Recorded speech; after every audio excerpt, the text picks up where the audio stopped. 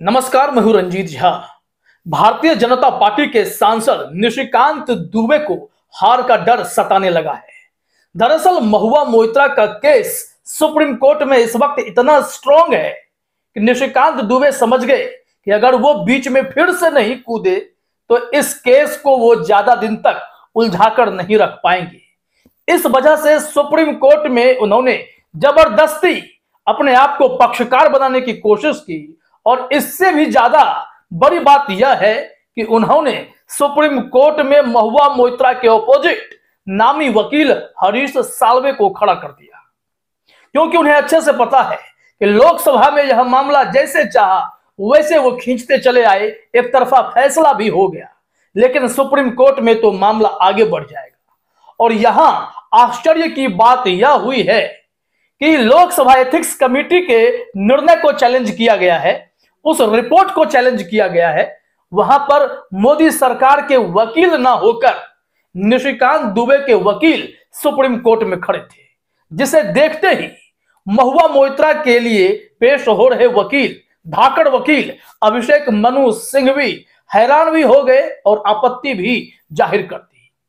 थोड़ी देर ही सही, आज सुप्रीम कोर्ट में महुआ मोइत्रा वर्सेज निशिकांत दुबे एक बार फिर से देखने को मिला, लेकिन इस दौरान कोर्ट रूम में क्या कुछ हुआ है वो अभी हम आपको बताने वाले हैं।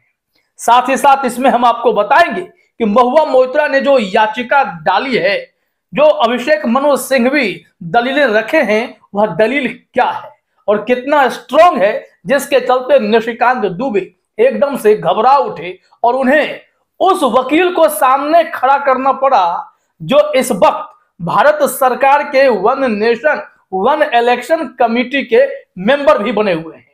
जी हां, हरीश साल्वे जो पनामा पेपर केस में आरोपी भी हैं।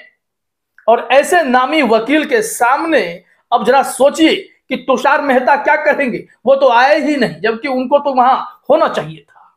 कि यह केस कितना बड़ा बनाने की कोशिश की जा रही है, कि कैसे महुआ मोइत्रा के मामले को उलझाए रखना है, इसके लिए निशिकांत दुबे ने पूरी जाल बिछानी शुरू कर दी है। क्या सुप्रीम कोर्ट में इनकी ऐसी तरकीबें काम आएंगी? तो चलिए देखते हैं कोर्ट रूम में आज क्या हुआ है, जब सीजेआई डीवाई चंद्रचूड़ के निर्देश पर यह केस जस्टिस संजीव खन्ना और जस्टिस एसवीएन भट्टी के पास गया। वहां सुनवाई शुरू हुई तो जज साहब ने सबसे पहले कहा कि मेरे पास आज सुबह सुबह ही फाइल आई है, मैं इसको स्टडी नहीं कर पाया हूं, मुझे थोड़ा वक्त दीजिए। लेकिन विडंबना यह है कि अभी सर्दियों की छुट्टी होने वाली है, कोर्ट में तारीख दे दी गई है। तो देखिए जरा अपने स्क्रीन पर हेडलाइन क्या है। लोकसभा से निष्कासन के खिलाफ महुआ मोइत्रा की याचिका पर सुप्रीम कोर्ट 3 जनवरी को सुनवाई करेगा। इस वक्त तो यही तारीखें तय कर दी गई हैं, बीच में छुट्टियां चलेंगी और तब तक इस केस को स्टडी करने का वक्त चाहिए। अब सुप्रीम कोर्ट के जज साहब ने ऐसी अपील की तो वकील अभिषेक मनु सिंघवी मना नहीं कर पाए। हालांकि जैसे ही उन्होंने सुप्रीम कोर्ट में हरीश साल्वे को खड़ा पाया, वो भड़क उठे और उन्होंने गंभीर टिप्पणी भी की है। तो जरा देखिए अपने स्क्रीन पर इस मामले में कोर्ट रूम में क्या कुछ हुआ है। यहां लाइव लॉ ने लिखा है, जस्टिस संजीव खन्ना और जस्टिस एसवीएन भट्टी की खंडपीठ मोइत्रा की भारतीय संसद के निचले सदन से निष्कासन को चुनौती देने वाली रिट याचिका पर सुनवाई कर रही थी। यह तो बस एक केस है, एक मामला है, लेकिन महुआ मोइत्रा के तरफ से अभिषेक मनु सिंघवी ने जो दलीलें रखी हैं, वो दलील बेहद दमदार है। वो अभी हम आपके सामने रखने वाले हैं, लेकिन पहले कोर्ट रूम के प्रोसीडिंग्स को थोड़ा देखते हैं। यहां लिखा गया है, संक्षिप्त अदालती बातचीत के दौरान senior advocate am Singhvi TMC नेता की ओर से पेश हुए। उन्होंने सीनियर एडवोकेट हरीश साल्वे की उपस्थिति पर आपत्ति जताई, जो भारतीय जनता पार्टी भाजपा सांसद निशिकांत दुबे का प्रतिनिधित्व कर रहे थे, जिनकी शिकायत के आधार पर मोइत्रा के खिलाफ जांच शुरू की गई।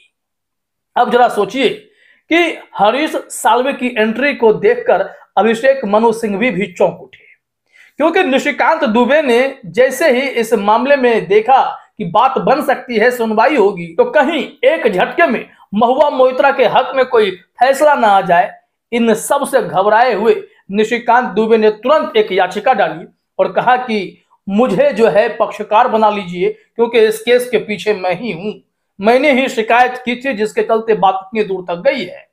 और इस केस को और भी मजबूत बनाए रखने के लिए निशिकांत दुबे ने हरीश साल्वे को सामने रखते हुए अपनी बातें कहलवाने की कोशिश की, जिस पर आपत्ति जाहिर की अभिषेक मनु सिंघवी ने। उन्होंने यहां तक कहा कि अब साफ साफ समझ में आ रहा है कि आपको प्रेरणा कहां से आती है।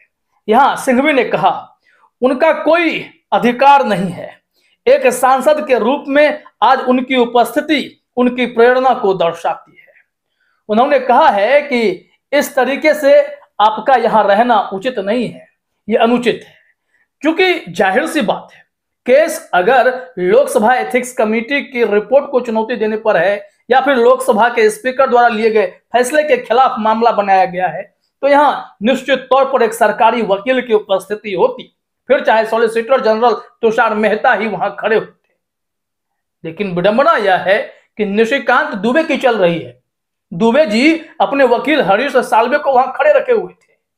अभिषेक मनु सिंघवी ने कहा, यह उचित नहीं है। और जब हरीश साल्वे के पास बोलने का मौका आया तो उन्होंने जवाब देना शुरू किया। उनका क्या कहना है कि मैंने भी एक अर्जी दायर की है, यानी निशिकांत दुबे की तरफ से वो बोल रहे थे कि मैंने भी एक अर्जी दायर की है। हालांकि मुख्य याचिका के साथ अंतरिम राहत के लिए एक आवेदन भी सुनवाई के लिए सूचीबद्ध किया गया था, लेकिन पीठ ने मामले पर सुनवाई करने से इनकार कर दिया है। और इनकार करने का मतलब यह नहीं है कि इस केस को लिया नहीं गया है। इनकार का मतलब है कि जज साहब को भी थोड़ी मोहलत चाहिए, थोड़ा वक्त चाहिए, ताकि इस केस की स्टडी हो सके। यहां पर लिखा गया है, जस्टिस खन्ना ने कहा, डॉक्टर सिंघवी, मुझे सुबह फाइल मिली और इसे स्कैन करने का समय नहीं है, क्या हम इसे 3 या 4 तारीख को रख सकते हैं? मैं इसे देखना चाहूंगा। सिंघवी ने जवाब दिया, मैं उस पर आपत्ति नहीं कर रहा हूं, मैं केवल यहां आने वाले किसी भी व्यक्ति पर आपत्ति जता रहा हूं, और कम से कम उसके आने पर, मतलब हरीश साल्वे के आने पर, निशिकांत दुबे के आने पर। यह व्यक्ति यहां क्या कर रहा है? यह केस निशिकांत दुबे का नहीं है, यह केस कहां का है मैं बार बार आपको बता रहा हूं। ऐसे में सरकारी वकील होते तो बहस की जाती। हरीश साल्वे का आना अभिषेक मनु सिंघवी को भी खटक रहा है। कोर्ट को तय करना पड़ेगा कि वो पक्षकार बनने के लायक हैं, बने रहेंगे, या फिर सरकार वर्सेज महुआ मोइत्रा यह होना है, यह देखना पड़ेगा। और इस मामले पर अभिषेक मनु सिंघवी चाह रहे थे कि सुप्रीम कोर्ट से कोई टिप्पणी आए, हरीश साल्वे यहां क्या कर रहे हैं। तो सुप्रीम कोर्ट का साफ कहना हुआ, जस्टिस संजीव खन्ना और जस्टिस एसवीएन भट्टी का कहना हुआ, पहले मुझे केस स्टडी कर लेने दीजिए, और जब केस स्टडी कर लेंगे तो उसके बाद ही हम टिप्पणी कर पाएंगे। जो यहाँ पर व्यक्ति आए हैं उन पर भी कुछ कह पाएंगे, फिलहाल कोई टिप्पणी नहीं कर सकते हैं। अब इस मामले में जरा देखिए कि महुआ मोइत्रा की दलीलें क्या हैं। यहाँ नवभारत टाइम्स ने लिखा है, निष्कासित सांसद ने आरोप लगाया कि उन्हें एक ऐसे आचार संहिता का उल्लंघन करने का दोषी पाया गया है जो है ही नहीं। मोइत्रा ने आगे आरोप लगाया कि निष्कर्ष पूरी तरह से 2 निजी नागरिकों के लिखित बयानों पर आधारित है, जिनके संस्करण भौतिक रूप से एक दूसरे के विरोधाभासी हैं, और उन्हें उनसे जिरह करने का अधिकार भी छीन लिया गया है। और यही सारी दलीलें मजबूत हो रही हैं। उन्होंने कहा है कि जिनमें से किसी से भी मुझे अपना पक्ष रखने की अनुमति नहीं थी।